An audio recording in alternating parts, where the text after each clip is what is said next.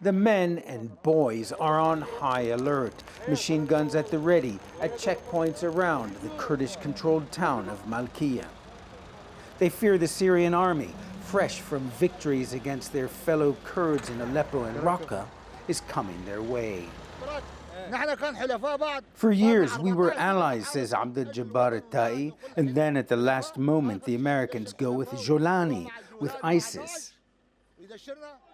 Jolani, the nom de guerre of Syrian President Ahmed al-Shara, until a decade ago, a leader of an al-Qaeda affiliate.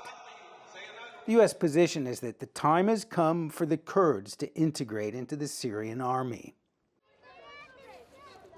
Next morning at a school hosting people fleeing the fighting, we found few were buying America's prescription. Donald Trump. And the same goes to the UN and the Security Council, says Abu Diyar. He came with his wife, his sons, and his grandchildren, like so many, uprooted time and time again. In a country ripped apart by nearly 15 years of war, they're beyond the breaking point. Aren't we human, asked this woman. We moved from Afrin to Shahba to Aleppo to Hasake. Enough, enough, we're dying. Amidst the violence and chaos lies this desolate camp, home to more than 2,000 foreign women and children who flocked to Syria to live in the Islamic State, now guarded by Kurdish forces. Camp administrator Hakimat Ibrahim tells me the atmosphere turned menacing when the detainees heard the Kurds were under attack. They said ISIS is returning, she tells me, and when that happens, we won't leave one of you alive.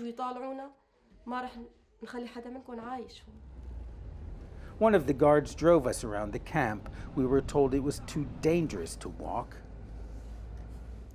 We went inside the tent of one woman from Britain, afraid to be identified, but desperate to talk.